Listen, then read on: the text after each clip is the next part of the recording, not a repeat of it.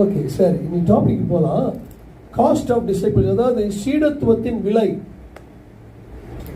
சீடத்துவத்தின் விலை, ಇಷ್ಟಪಡ್ತುವಾಗ ಬೆಲೆ, ஒரு விலை கொடுக்க வேண்டியது இருக்கு. ಒಂದು ಬೆಲೆ ಕೊಡಬೇಕು.